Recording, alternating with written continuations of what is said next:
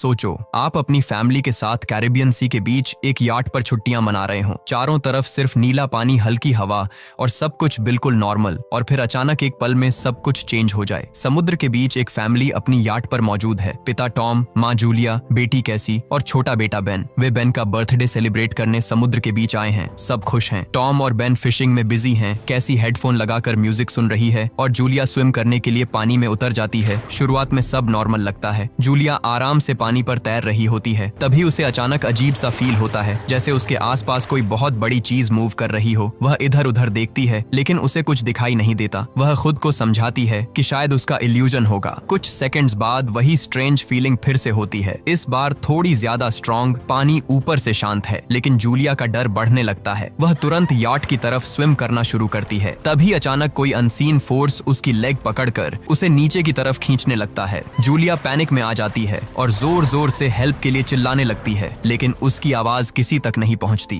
कैसी हेडफोन लगाए sunlight enjoy कर रही होती है। टॉम और बेन फिशिंग में इतने बिजी हैं कि उन्हें अंदाजा भी नहीं कि जूलिया कब पानी में उतरी। जूलिया पानी के ऊपर टिके रहने की कोशिश करती है, लेकिन उसके मुंह में पानी भरने लगता है और आवाज निकालना मुश्किल हो जाता है। कुछ ही सेकंड्स में वह याट से काफी दूर हो जाती है। उसे साफ फील होता है कि समुद्र का पानी अजीब तरीके से पीछे की तरफ जा रहा है, जैसे नीचे कुछ मैसिव मूवमेंट हो रहा हो। याट पर रखे इक्विपमेंट भी हल्का हल्का डायरेक्शन चेंज करने लगते हैं। धीरे धीरे जूलिया उनसे और दूर होती जा रही होती है। तभी लकी मोमेंट में टॉम को उसकी हल्की सी आवाज सुनाई देती है। वह तुरंत मुड़कर देखता है और जूलिया को स्ट्रगल करते हुए पहचान लेता है। बिना टाइम वेस्ट किए वह बच्चों को बुलाता है, याट को उसकी डायरेक्शन में ले जाने को कहता है और खुद पानी में जंप कर जाता है। टॉम तेजी से जूलिया तक पहुंचता है, उसे संभालता है और दोनों मिलकर याट की ओर स्विम करते हैं। दूसरी तरफ बेन इंजन स्टार्ट करके याट को पास लाता है। जैसे ही वे करीब पहुंचते हैं, बेन और कैसी मिलकर दोनों को ऊपर खींच लेते हैं।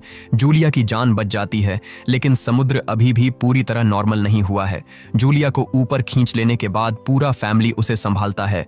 वह अभी भी शॉक में है, लेकिन खुद को कन्विंस करती है कि शायद ये सब सिर्फ स्ट्रॉन्ग वेव्स की वजह से हुआ होगा। टॉम साफ वार्निंग दे देता है कि अब कोई भी बिना इन्फॉर्म किए स्विम नहीं करेगा। कैसी गिल्टी फील करती है क्योंकि उसने हेडफोन्स पहन रखे थे। सब एग्री कर लेते हैं और माहौल थोड़ा नॉर्मल करने के लिए रात को बेन का बर्थडे सेलिब्रेट करने की तैयारी शुरू हो जाती है। रात में केक कटता है, थोड़ी हंसी लौटती है, लेकिन समुद्र की बेचैनी अब भी महसूस हो रही होती है। तभी कैसी को उसके बॉयफ्रेंड का वीडियो कॉल आता है। वह लैपटॉप लेकर याट के बाहर चली जाती है। स्क्रीन पर शहर के ऊपर काले बादल दिखाई देते हैं और उसका बॉयफ्रेंड वार्निंग देता है कि न्यूज में कुछ बहुत अनयूजुअल होने की बात चल रही है। पीछे तेज तूफान आता दिख रहा होता है।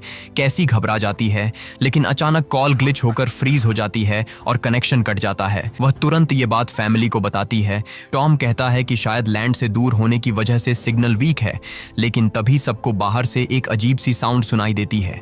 वे डेक पर आते हैं और देखते हैं कि व्हेलस का एक बड़ा ग्रुप उनकी याट के पास से गुजर रहा है। टॉम समझाता है कि व्हेल हमेशा अर्थ के मैग्नेटिक फील्ड को फॉलो करती है, लेकिन जब नेचर में बड़ा डिस्टर्बेंस आता है तो वे कंफ्यूज हो जाती हैं। उसी मोमेंट याट जोर से हिलती है और बेन गिर जाता है। टॉम को डाउट होता है कि याट के नीचे कुछ हिट हुआ है। वह तुरंत डाइव करके नीचे चेक करने चला जाता है। कुछ देर बाद वह सरफेस पर वापस आता है, लेकिन उसके शोल्डर पर डीप कट होता है। जूलिया तुरंत स्टिचेस लगाती है। टॉम बताता है कि पानी के अंदर उसे ऐसा फील हुआ जैसे उसके पीछे कोई मैसिव क्रिएचर मूव कर रहा था। याट के नीचे बड़ा डेंट दिखाई देता है। इंजन डैमेज हो चुका है। अब वे समुद्र के बीच स्टक हैं। जूलिया बार बार रेडियो ट्राई करती है। कैसी फोन पर सिग्नल ढूंढती है, लेकिन कम्युनिकेशन कंप्लीटली डाउन है। अचानक कैसी एक स्ट्रेंज फिगर देखकर चिल्ला उठती है, लेकिन वह सिर्फ बेन निकलता है जो मास्क पहनकर प्रैंक कर रहा होता है। रेडियो पर एक टूटी फूटी आवाज सुनाई देती है, लेकिन क्लैरिटी इतनी खराब है कि कुछ समझ नहीं आता। तभी रडार पर कुछ डिटेक्ट होता है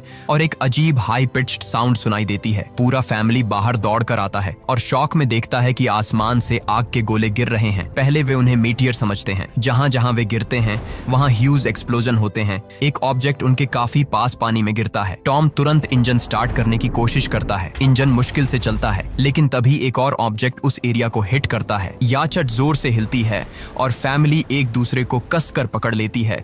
उसी मोमेंट टॉम को समझ आता है कि ये मेटेर नहीं है, ये सैटेलाइट हैं, और अगर सैटेलाइट गिर रही हैं तो दुनिया में कुछ बहुत बड़ा ऑलरेडी हो चुका है। उसी पल बेन नोटिस करता है कि याचट के पीछे से धुआं निकल रहा है।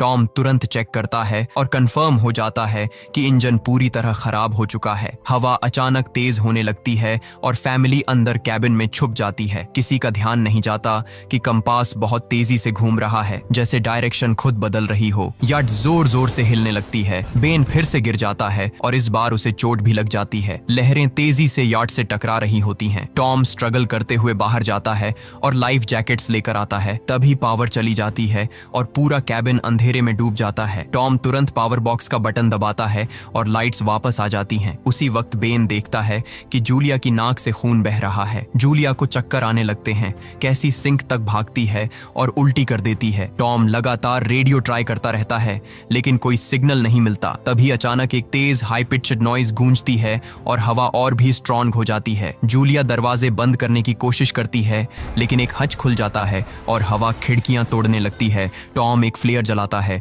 कुछ पल बाद पूरा अंधेरा छा जाता है और फिर एक भयानक झटका। सब कुछ हिलता है। एक जोरदार आवाज गूंजती है और पूरा फैमिली बेहोश हो जाता है। जब उन्हें होश आता है वे जिंदा हैं। उन्हें चोटें लगी हैं। याट में छोटे बड़े होलस हो चुके हैं लेकिन अंदर पानी नहीं आ रहा। सब शॉक में बाहर निकलते हैं और जो नजारा सामने होता है वह किसी नाइटमेयर से कम नहीं। समुद्र गायब हो चुका है। याट अब जमीन पर अटकी हुई है। चारों तरफ सूखी समुद्री जमीन, बिखरी मछलियां, गड्ढे और पहाड़ जैसे उभरे हुए हिस्से, जैसे वे किसी दूसरी दुनिया में आ गए हों। जहां कल रात तक पानी था वहां अब सूखी धरती फैली है। कैसी फोन पर सिग्नल चेक करती है लेकिन नेटवर्क पूरी तरह डाउन है। बेन दो मरे हुए केकड़ों को देखता है और समझ नहीं पाता कि ये क्या हो गया। टॉम कंपास निकालता है और देखता है कि वह उल्टा हो चुका है। नॉर्थ पोल और साउथ पोल की पोजीशन रिवर्स हो चुकी है। इसी वजह से समुद्र का सारा पानी दूसरी तरफ शिफ्ट हो गया है। टॉम समझाता है कि जहां पहले लोग जमीन पर रहते थे वहां अब समुद्र होगा और जो लोग वहां थे शायद बच नहीं पाए। ये सुनकर कैसी टूट जाती है। उसे यकीन हो जाता है कि उसका बॉयफ्रेंड अब इस दुनिया में नहीं रहा। वह कैबिन में खुद को बंद कर लेती है और अब उन्हें समझ आने लगता है कि जो कुछ हुआ है वह सिर्फ एक स्टॉर्म नहीं था, ये पूरी दुनिया के लेवल का चेंज था। कैसी अपने दर्द में टूट चुकी होती है। जब जूलिया उसे समझाने की कोशिश करती है तो वह उसे दूर कर देती है और अकेले छुपने चली जाती है। इधर जूलिया और टॉम बची हुई सप्लाईज चेक करते हैं। उनके पास लिमिटेड फूड और वाटर बचा है। बेन अपने बर्थडे बैलून को एक पत्थर से बांधकर हवा में छोड़ देता है, इस उम्मीद में कि शायद कोई सर्वाइवर उन्हें देख ले।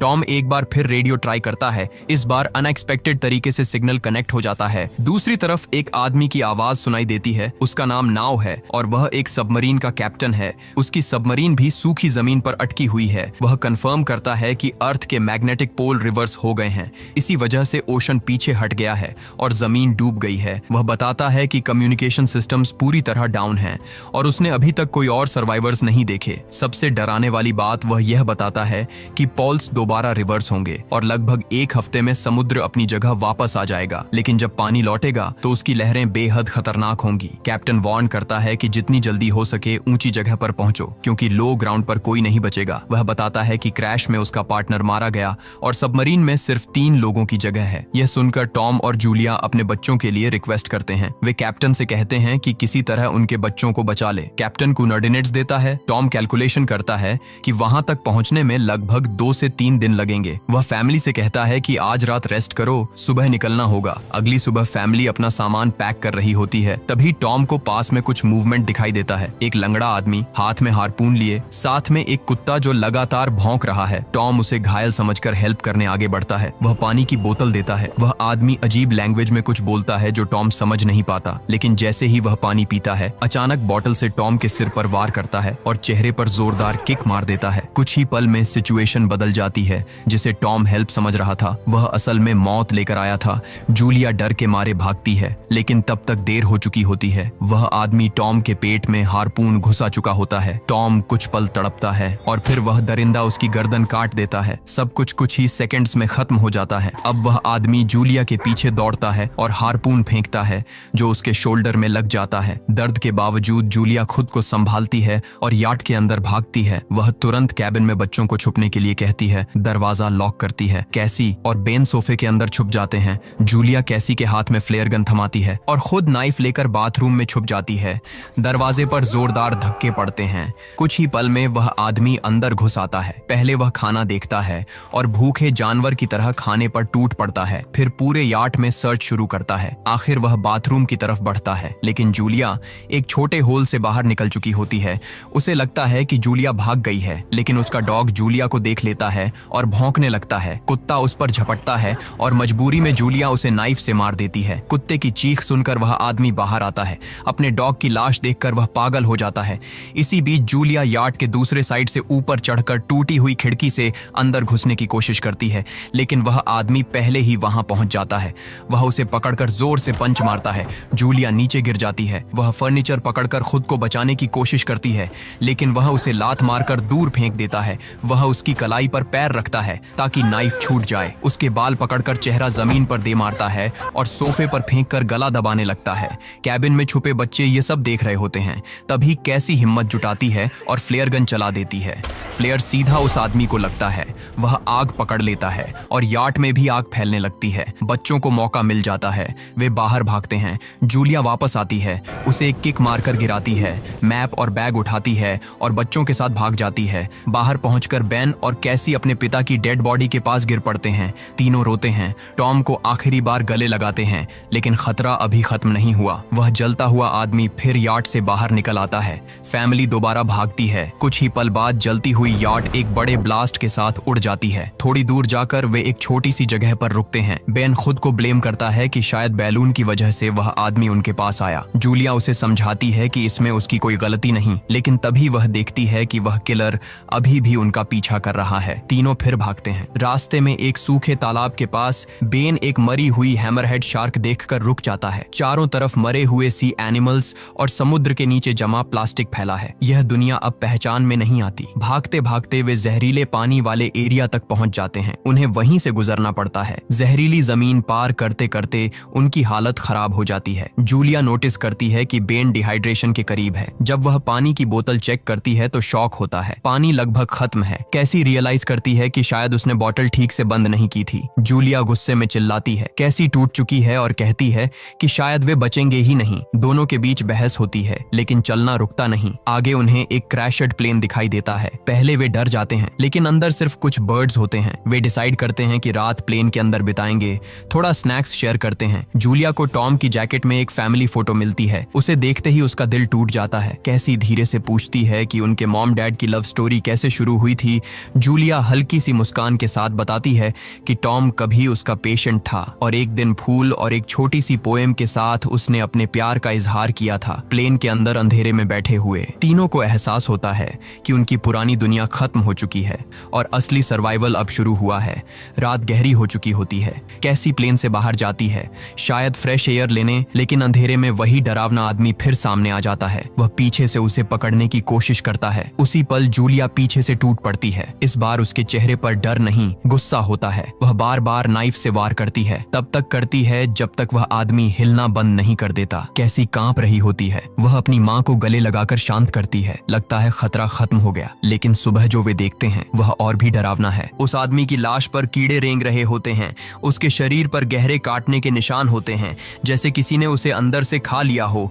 और जैसे ही वे आगे बढ़ते हैं, उसके मुंह से छोटे छोटे क्रब्स बाहर निकल आते हैं। अब साफ है, इस इलाके में सिर्फ इंसान ही खतरनाक नहीं है। कुछ घंटों बाद जूलिया और कैसी मैप देख रही होती हैं। बेन धीरे धीरे आगे बढ़ जाता है। वह एक तालाब देखता है और बिना सोचे पानी पीने झुक जाता है। जूलिया चिल्लाती है और दौड़कर उसे खींच लेती है। वह समझाती है कि अननोन पानी पॉइजन हो सकता है। धूप तेज होती जाती है।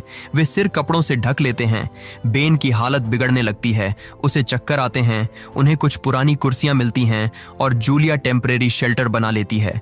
वह बेन को इंजेक्शन देती है और तय करती है कि रात वहीं रुकेंगे। सुबह जूलिया को अजीब सी आवाज सुनाई देती है। बाहर झांकती है तो दूर से क्रब्स का एक विशाल झुंड उनकी तरफ बढ़ रहा होता है। वह तुरंत बच्चों को उठाती है और तीनों भागने लगते हैं। भागते भागते उन्हें एक बड़ा कार्गो शिप दिखाई देता है। वहाँ 3 क्रू मेंबर्स जिंदा होते हैं। एक महिला मदद करना चाहती है, लेकिन बाकी 2 आदमी मना कर देते हैं। वे कंटेनर बंद कर लेते हैं और फैमिली को बाहर छोड़ देते हैं। क्रैब्स करीब पहुंच चुके हैं। जूलिया बच्चों को कंटेनर के ऊपर चढ़ाती है।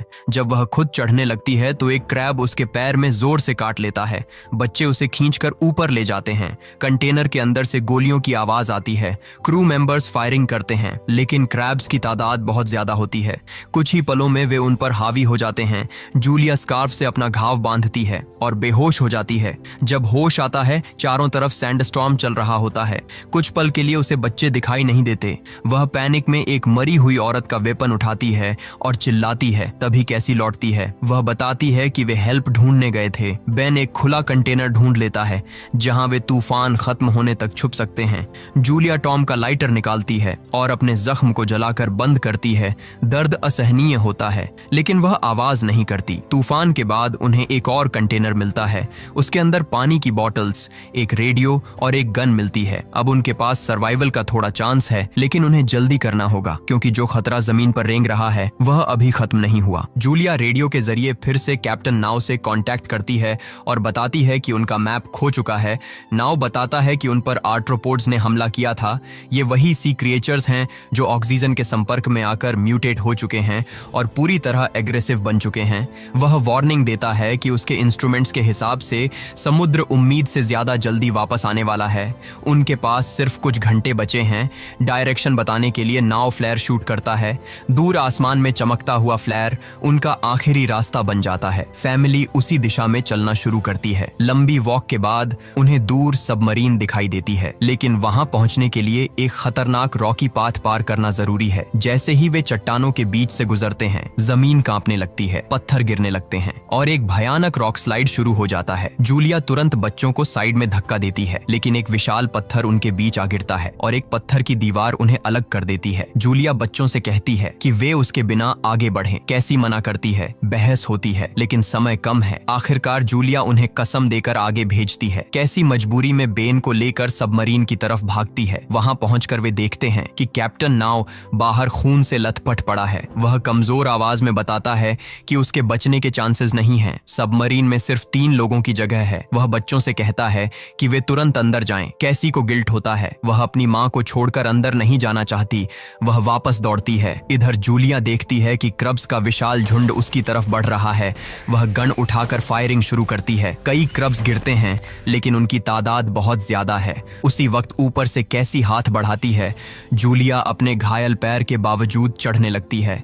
कैसी उसे खींचकर ऊपर ले आती है। तीनों सबमरीन की तरफ दौड़ते हैं। बेन ऊपर खड़ा होकर फायरिंग करता है ताकि क्रैब्स पास ना आ सकें। जैसे ही फैमिली अंदर पहुंचती है, जूलिया आखिरी बुलेट्स तक फायरिंग करती है। जब एमो खत्म हो जाती है, वह गन फेंक देती है और हैच बंद कर देती है। बाहर क्रब्स सबमरीन के बॉडी पर चढ़कर उसे काटने लगते हैं और तभी धरती कांपती है। समुद्र वापस लौट रहा है। दूर से एक सैकड़ों मीटर ऊंची लहर उनकी तरफ बढ़ती है। तीनों सीट बेल्ट बांधते हैं, एक दूसरे का हाथ पकड़ते हैं। लहर सबमरीन से टकराती है, सब कुछ हिल जाता है। तेज हाई पिचड आवाज गूंजती है और फैमिली बेहोश हो जाती है। कुछ देर बाद जूलिया की आंख खुलती है। कैसी और बेन भी होश में आते हैं। वे जिंदा हैं। वे हैच खोलते हैं और बाहर जो दिखता है वह किसी एपोक्लिप्स से कम नहीं। लहर सबमरीन को बहाकर एक तबाह शहर में ले आई है। टूटी इमारतें, खामोश सड़कें, इंसानों का कोई निशान नहीं, लेकिन वे तीनों जिंदा हैं और जब तक सांस है उम्मीद भी है। यहीं पर कहानी खत्म होती है। अगर वीडियो पसंद आई हो तो चैनल को सब्सक्राइब करना और बेल आइकन जरूर दबाना। मिलते हैं अगली कहानी में।